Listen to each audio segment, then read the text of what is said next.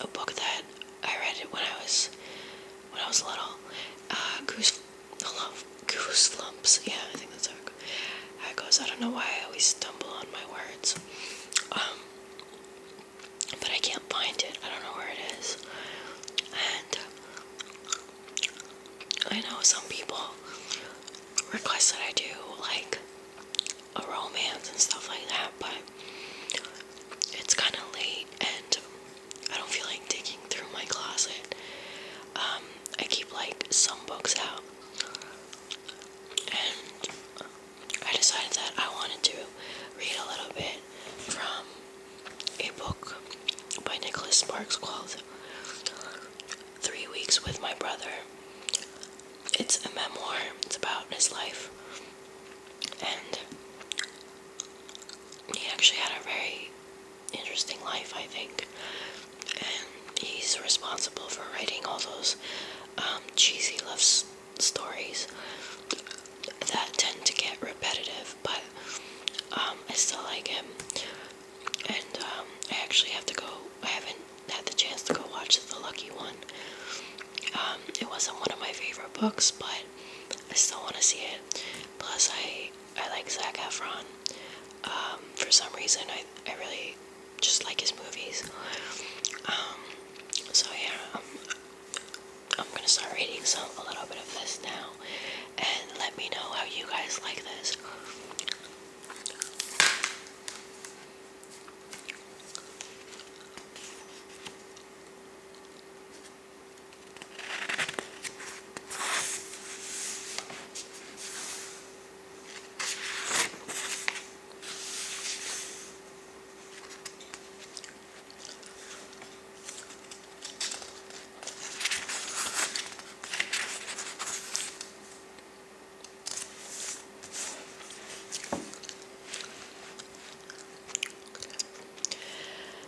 This book came about because of a brochure I received in the mail in the spring of 2002.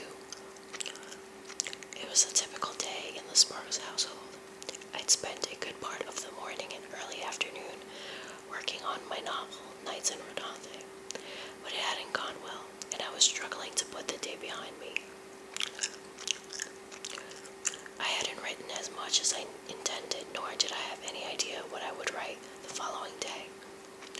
So I wasn't in the best of moods when I finally turned off the computer and called it quits for the afternoon. It isn't easy living with an author. I know this because my wife has informed me of this fact, and she did so again that day. To be honest, it's not the most pleasant thing to hear, and while it would be easy to get defensive, I've come to understand that arguing with her about it has never solved anything. So instead of denying it, I've learned to take her hands, look her in the eyes, and respond with those 3 magic words that every woman wants to hear. You're right, sweetheart. Some people believe that because I've been relatively successful as an author, writing must come effortlessly to me. Many people imagine that I jot down ideas as they come to me for a few hours each day, then spend the rest of my time relaxing by the pool with my wife while we discuss our next exotic vacation. In reality, our lives aren't much different from that of your average middle-class family. We don't have a staff of servants or travel extensively, and while we do have a pool in the backyard surrounded by pool chairs, I can't remember a time that the chairs have ever been used, simply because neither my wife nor I have much time during the day to sit around doing nothing. For me, the reason is my work. For my wife, the reason is family, or more specifically, kids. We have 5 children. You see, not a big number if we were pioneers, but these days it's enough to raise a few eyebrows. Last year, when my wife and I were on a trip, we happened to strike up a conversation with another young couple. One topic led to the other, and finally the subject of kids came up. That couple had 2 kids and mentioned their names. My wife rattled off the names of ours. For a moment, the conversation ground to a halt while the other woman tried to figure out whether she heard us correctly.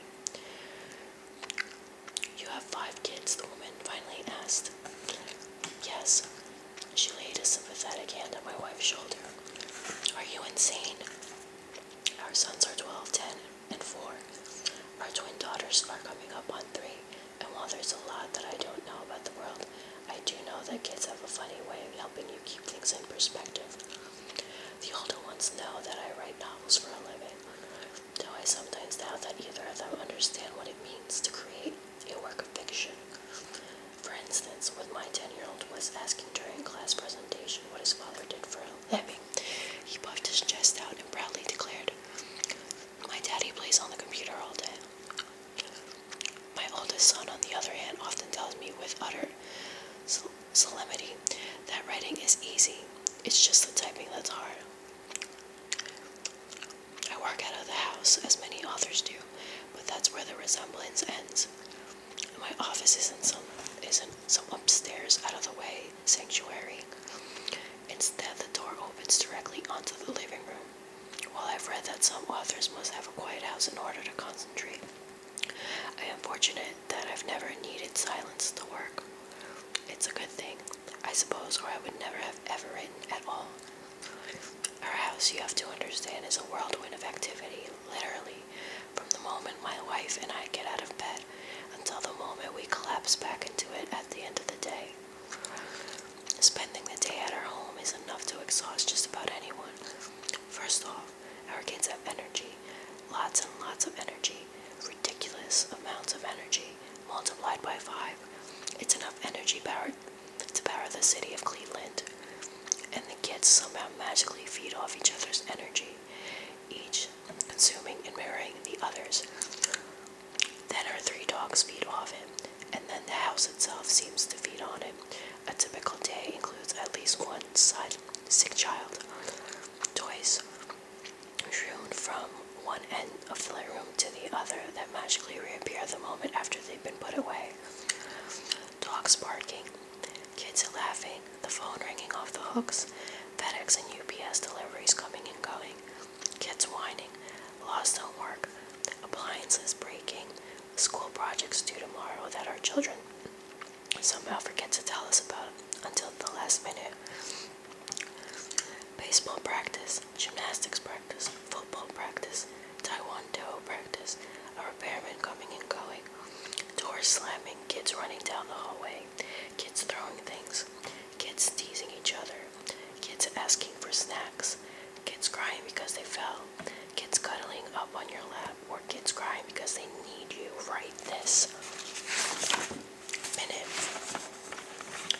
When my in-laws leave after visiting for a week, they can't get to the airport soon enough. They are their deep bags under their eyes, and they carry the dazed, shell-shocked expression of veterans who just survived the landing on the Omaha beach. Instead of saying goodbye, my father-in-law shakes his head and whispers, "Good luck, you're going to need it." My wife accepts all this activity in the house as normal. She's patient and seldom gets flustered. My wife seems to actually enjoy it most of the time.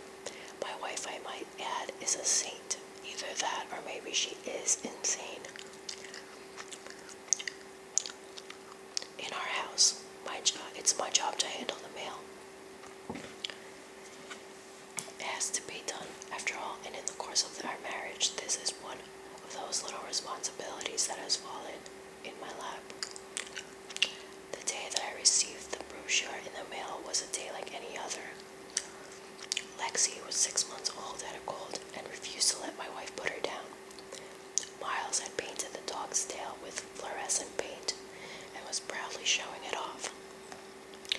Ryan needed to study for a test but forgot the textbook at school and had decided to solve the problem by seeing how much toilet paper could be flushed down the toilet. Landon was coloring on the walls again, and I can't remember what Savannah was doing, but no doubt it was something distressing, since at 6 months old she was already learning from her siblings. Add to that the television blaring, dinner cooking, dogs barking, a ringing phone, and the chaotic roar seemed to be reaching a fever pitch. I suspected that even my saintly wife might be nearing the end of her rope. Pushing away from the computer, I took a deep breath and stood from my desk. Marching into the living room, I took one look around at the world gone crazy with instincts only men seem to possess, I knew exactly what to do. I cleared my throat, felt everyone's attention momentarily swing to me, and calmly announced, "I'm going to see if the mail's come in yet."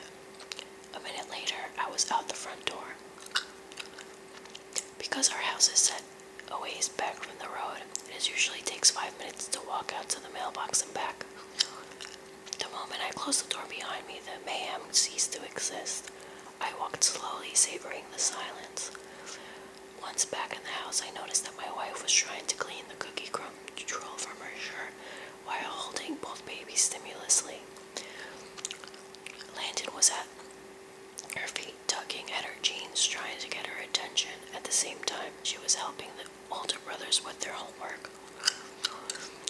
My heart surged with pride at her ability to multitask so efficiently, and I held up the stack of mail so she could see. "I got the mail," I offered. She glanced up. "I don't know what I'd do without you." She answered, "You're such a big help around here." I nodded. "Just doing my job," I said. "No reason to thank me." Like everyone else, I get my share of junk mail, and I separate the important mail from the non-important. I paid the bill, skimmed through articles and a couple of magazines, and was getting ready to toss everything else into the circular file cabinet when I noticed the brochure I initially put in the trash pile. It had come from the alumni office at the University of Notre Dame and advertised a journey to the lands of sky worships.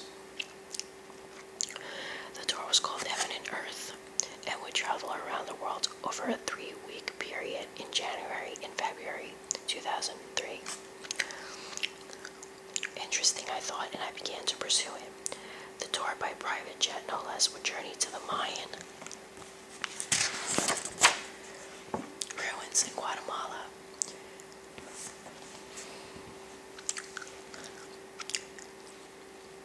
The Inca ruins in Peru, the stone giants of the Easter Island, and the Polynesian Cook Islands. There will also be stops at Ayeyar Rocks, a rock in Australia, Angkor Wat, and the Killing Fields and Holocaust Museum in Cambodia, the Taj Mahal and the Emperor Fort of Jaipur in India, the rock cathedrals of Libya, Ethiopia,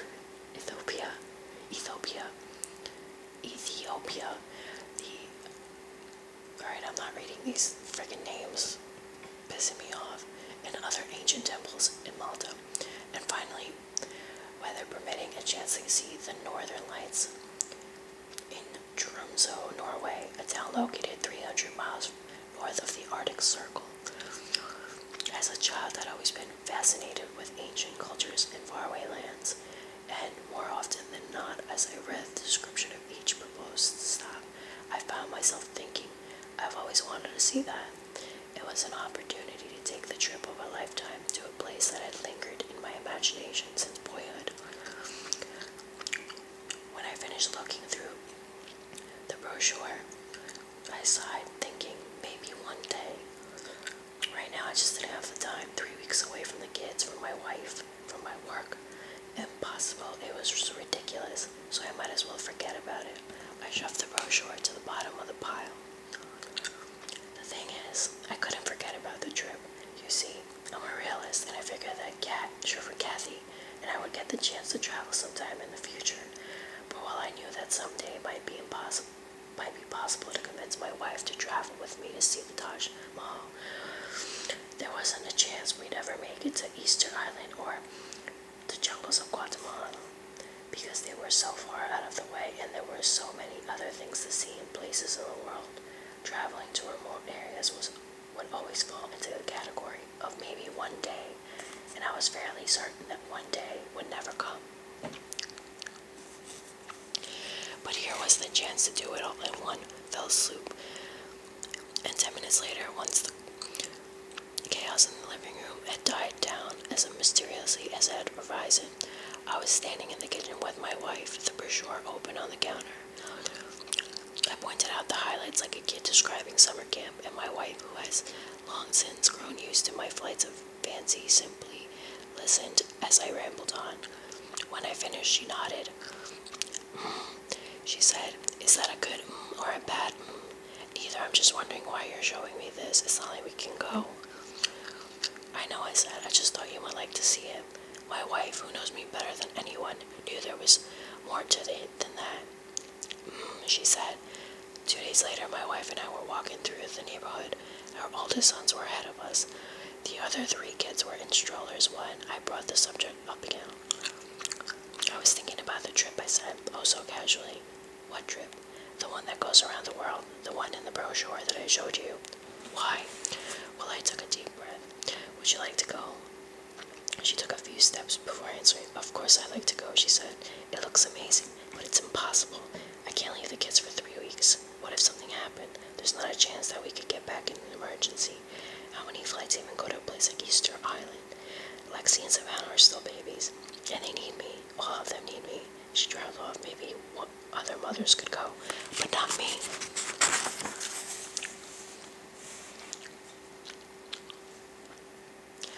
I nodded. I already knew what her answer would be. Would you mind if I went? She looked over at me. I already traveled extensively for my work, doing book tours 2 or 3 once a year, and my trips were always hard on the family, though I wasn't always willing to drive headfirst into the chaos. I'm not completely worthless around the house. Kat has a schedule, frequently gets her out of work. She has occasional breakfast with friends, volunteers regularly at school, exercises at the gym, plays bunco with a group of ladies, and runs errands, and we both know she needs to get out of the house to keep from going crazy. In those moments, I end up being a solo dad. When I'm gone, it becomes difficult, if not impossible, for her to do anything outside the house. This is not good for my wife's state of mind. In addition, our kids like having both of us around. When I'm gone, if you can imagine, the chaos in the house multiplies as if filling the void of my absence. Suffice it to say, my wife gets tired of my traveling. She understands it's part of my job, but it doesn't mean that she likes it. Thus, my question was a front one. Is it really that important to you? She finally asked. No, I said honestly. If you don't want me to go, I won't, but I'd like to. And you'd go alone. I shook my head. Actually, I was thinking about going with Micah, I said, referring to my brother. We walked in the silence for a few moments before she caught my eye. I think, she said, that would be a wonderful idea. After Kat and I returned from our walk and still in my state of partial disbelief, I went to my office to call my brother in California. I could hear the phone ringing and the sound more distant than on a landline. Mike had never answered his home phone. If I wanted to talk to him, I had to dial his cellular. Hey Nikki, he chirped, what's going on? My brother has caller ID and still stands to call me by my childhood name. I was in fact called Nikki until the 5th grade. I have something I think you'll be interested in. Do tell. I got this brochure in the mail, and anyway, make a long story short, I was wondering if you want to go with me on a trip around the world in January. What kind of trip? I spent the next few minutes describing the highlights, flipping through the brochure as I spoke. When I finished, he said he was quiet on the other end. Really? Yes. And Kat's going to let you go? She said she would. I hesitated. Look, I know it's a big decision, so I don't need an answer now. We got plenty of time until we have to confirm. I just wanted to get you thinking about it. I mean, I'm sure you'll have to clear it up with Christine. 3 weeks is a long time. Christine is my brother's wife. In the background, I could hear the faint cries of their newborn baby girl, Peyton. I'm sure she'll think it's okay, but I'll check and call you back. Do you want me to send the brochure? Of course, he said. I should probably know where we're going, right? I'll FedEx today, I said. And Micah, yeah, this is going to be the trip of our lives. I'm sure it will be, little brother. I could almost see Micah grinning on the other end. It will be.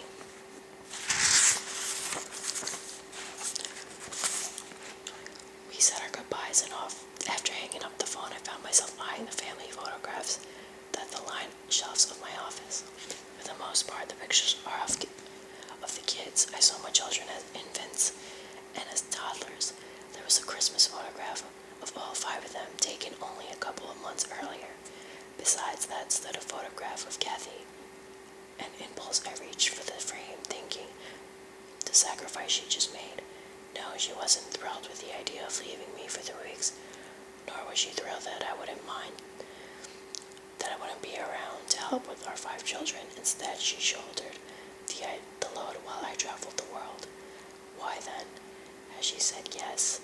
As I've said, my wife understands me better than anyone and knew my urgent desire to go had less to do with the trip itself than spending time with my brother. This, then, is a story about brotherhood. It's the story of Micah and me, and the story of our family. It's a story of tragedy and joy, hope and support. It's the story of how he and I have matured and changed, taken different paths in life, but somehow grown even closer. It is, in other words, the story of 2 journeys. One that took my brother and me to exotic places around the world, and another, a lifetime in the making, that led us to become the best of friends.